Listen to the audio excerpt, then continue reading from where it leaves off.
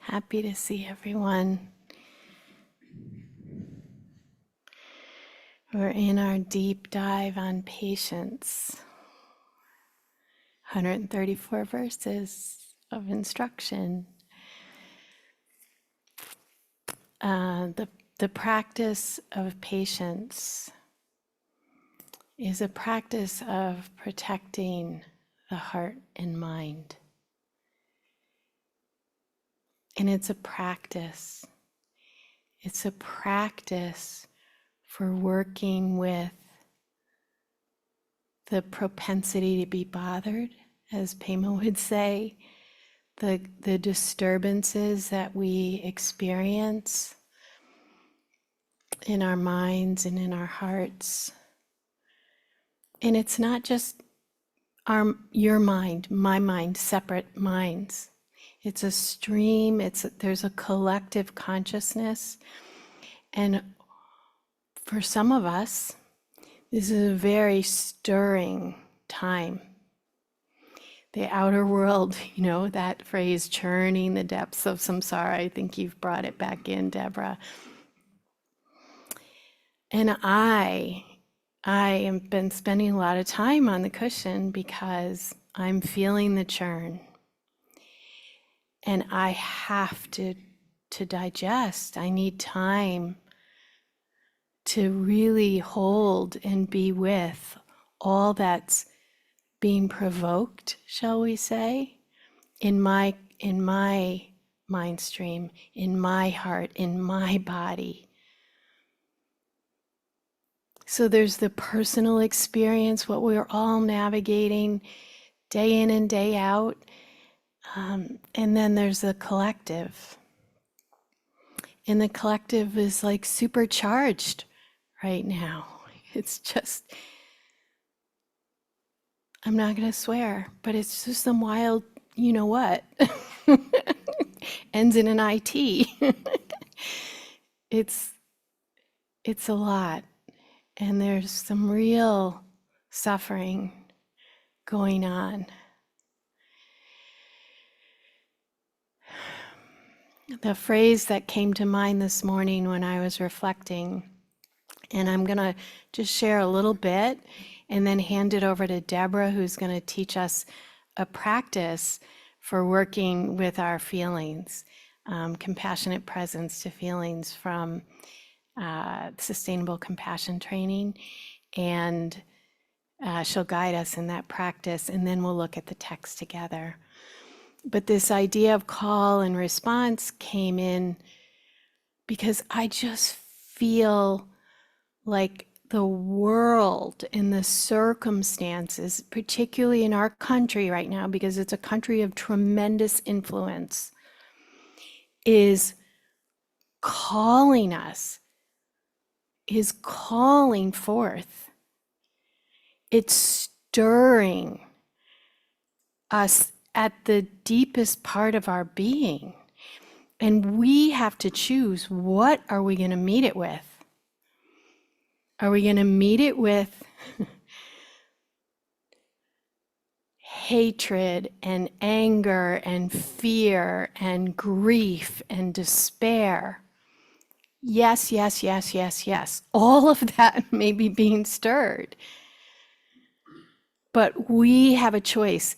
The practice of patience is about learning what to do on all those feelings, those big, strong, collective, shared, very human experiences are being stirred, being called up and out. They're poking at all the seeds of confusion in our alaya consciousness, as we would talk about it, the less conscious part of our being. All this stuff, I can't get over the things that are arising in my mind. Really old, painful places, and this is our karmic lens. This is what the world will do. If we're paying attention, Our response is to look inside, is to meet this experience with as much honesty, with as much warmth and tenderness and open-heartedness as we can. Make a lot of space for that experience so that it can sort of do whatever it needs to do in this body, mind, heart conglomerate that's not separate.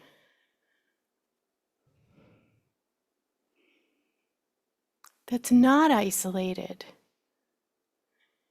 So that it can provoke our potential. It can provoke those qualities of our Buddha nature. So our response can be love and care and wisdom and more compassion for ourselves and for the world and for all beings.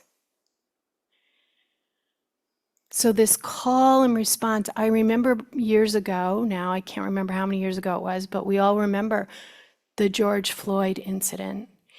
And I was invited to speak in the city at an interfaith rally with it was led by Reverend Lewis Stewart, and a lot of Black ministers were present. And then leaders from quite a few different faith traditions got up and spoke. Arun Gandhi, I think it's the last time I saw him, he was there, he spoke. It was beautiful. And I thought, well, what do we have to contribute, from the Dharma?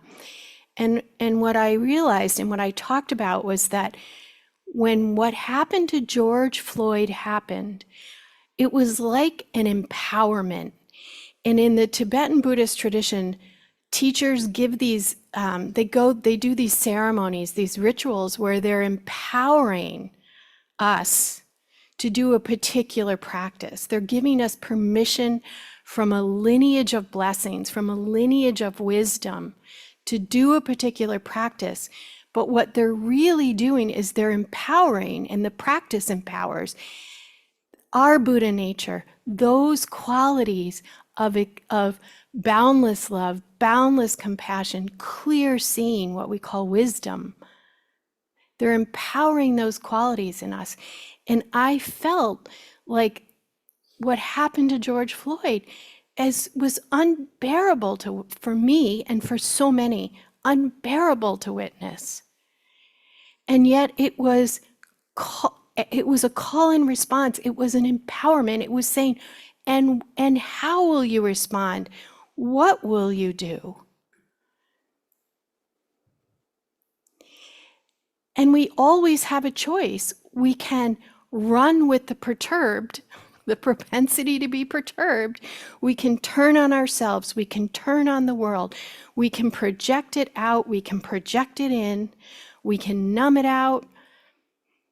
We can spiritualize it out, spiritual bypassing, just woo, bliss, bliss, bliss, emptiness, emptiness. Or we can let it wake up our greatest potential, our Buddha nature. We can use it as a training ground. I was just in a session with Anam Thupten Rinpoche, and he talked about neurosis as this most powerful path of awakening when we learn how to embrace our neurosis. When we really go, oh God, there it is, the whole thing. And it is a practice. And I thought, let me see if I can just give a simple example. So I sort of feel like what's going on in the country right now and in the world is just this ongoing background static and frankly heartbreak and fear. It's like just there. So it's kind of informing a lot of experience in a certain way. And I was in the kitchen with the person I live with, who shall remain nameless in this moment, but some of us live with people, so we know what this experience can be like. And he was making breakfast, and I was feeling in the way, let's just say, right? And there was like, it's like a pig pen in Charlie Brown, like bad moods are contagious. Right? He was just like tense, so like, it was like coming out. And I have a couple different ways typically that I'll respond to that particular thing when it's going on in my house.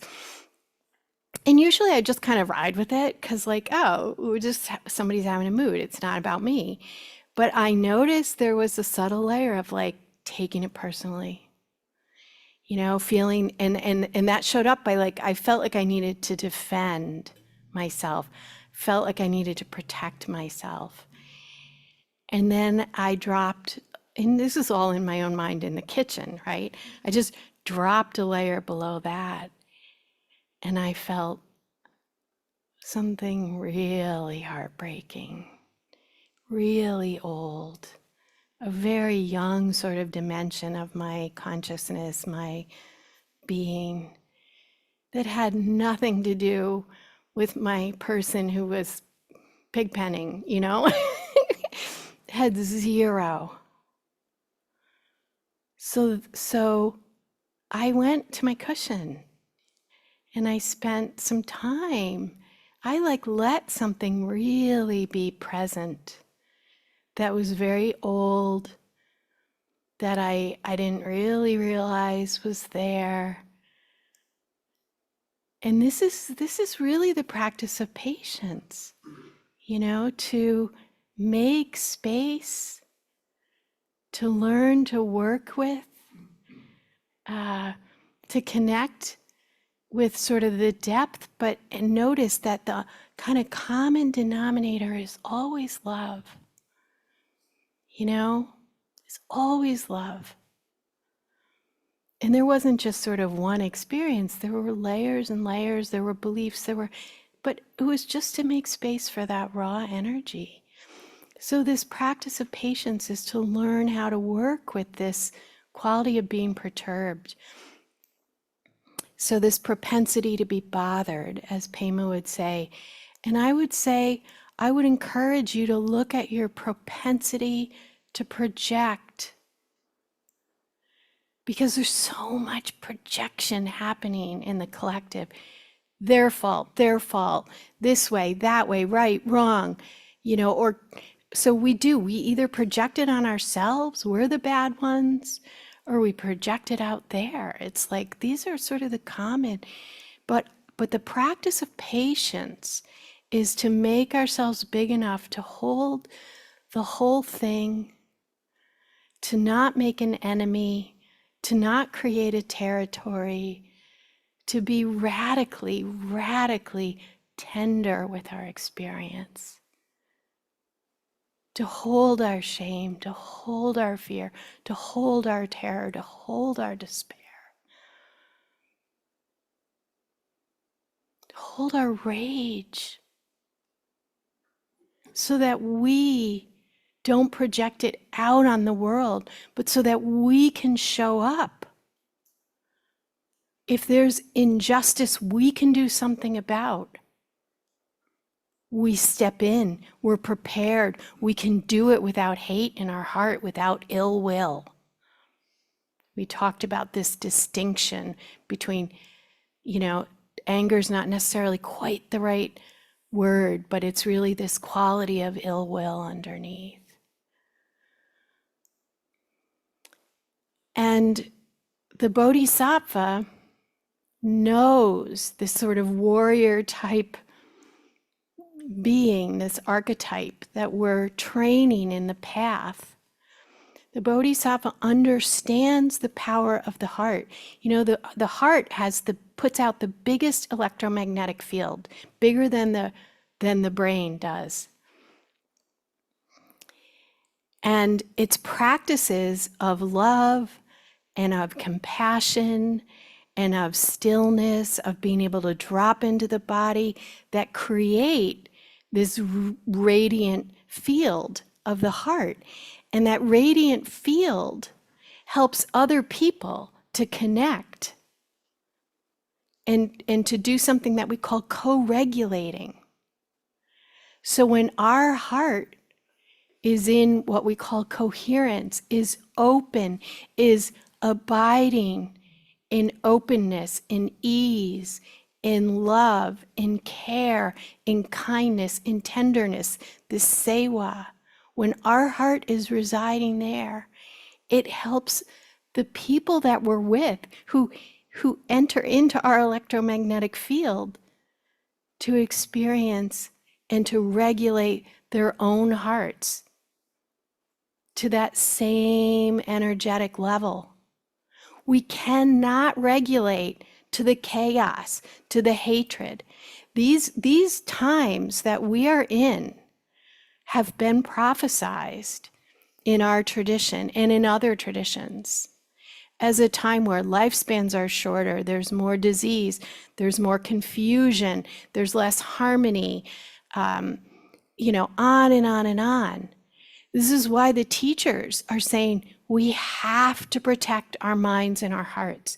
That's why I'm saying let's go verse by verse by verse, arm in arm, through the practice of patience and really use it as our training, because we need to build our skill, because then that capacity, that radiance of the heart, that energetic field becomes more powerful. And that's where the ability to love our enemy is possible. That's where the power to stand up to injustice and harm is activated and is effective. Adding more rage to the mix, more ill will, isn't gonna help anything, right? And that's not what we want to train in. But we have to realize it's very easy to get swept into this right now. There is a current, and it's big, and it's pushing, and it's moving. So we need sangha, we need community, we need to be on a path with people who share our values, who are really committed to be a light in the world, to really cultivate. And the way that we cultivate this open-heartedness, this wise heart, is to be able to hold our own experience with this quality of sewa, this quality of tenderness. And that's a training. It's a training in knowing how to look, in knowing that it's okay, that we're safe now, that we can be with this.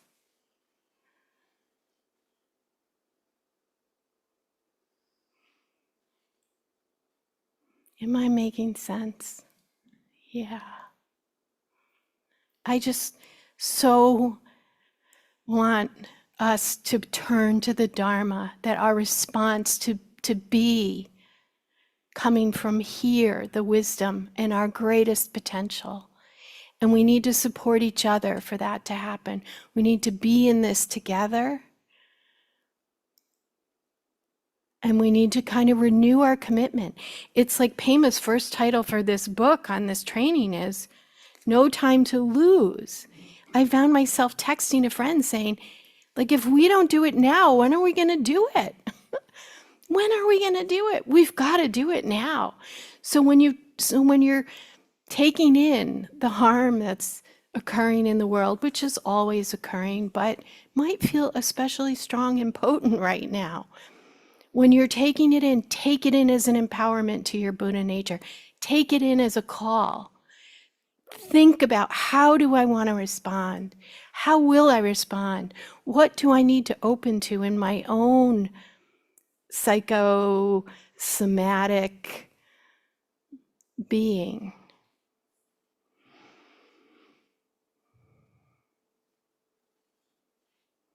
And we're studying Lojong, the Lojong training. This is all part and parcel of the same thing, right? This is all mind training. Shantideva's text and the way of the Bodhisattva, the Lojong slogans, the 37 Bodhisattva practices. These are all invitations to train our minds, to train our hearts. But it goes hand in hand with all of this deep work we're doing. And this work we're doing, don't despair, don't feel hopeless, don't feel there's nothing you can do. Sitting on the cushion, walking in the world with awareness about what you're carrying, what's being provoked in you, is radical stuff. It's the stuff of warriors, you know? I know that's like, you know, war language. It's tough stuff to some people like us to take all that out of the Dharma. But I don't know, maybe some of it has a place, you know? There's like an inner strength to be able to use this time to open up our potential.